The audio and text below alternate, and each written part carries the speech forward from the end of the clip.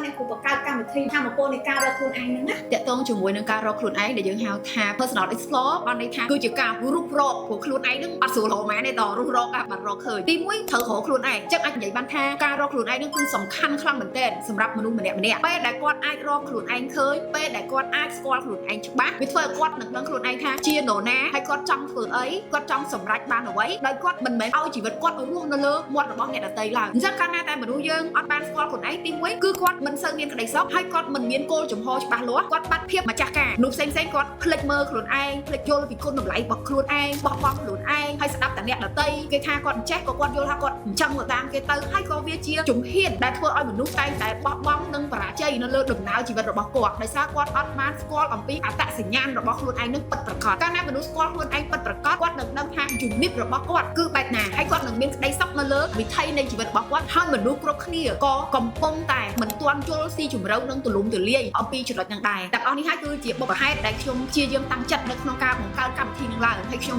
ជឿជាក់ថាកម្មវិធីនេះនឹងមានប្រយោជន៍សម្រាប់មនុស្សគ្រប់គ្នាមិនថានៅក្នុងវ័យសិក្សាវ័យធ្វើការឬក៏អាជីពមុខរបរការងារឬសេចក្តីសុខសុភមង្គលនិយាយទៅដំណើររបស់ជីវិតមនុស្សម្នាក់ៗគឺត្រូវតែរកខ្លួនឯងហើយរករហូតតែយើងវិញតែមួយផ្លេតហ្នឹងគឺវាចាប់ដើមតែតោលអត់មានកន្លែងត្រូវទីពឹងទេអញ្ចឹងតោះតែយើងនឹងអោបកសោបខ្លួនឯងហ្នឹងដើម្បីយកខ្លួនឯងហ្នឹងជាទីពឹងហ្នឹងហើយគឺជាគោលបំណងការតាំងចិត្តនិងការរំពឹងទុករបស់ខ្ញុំនៅក្នុងកម្មវិធីមួយនេះ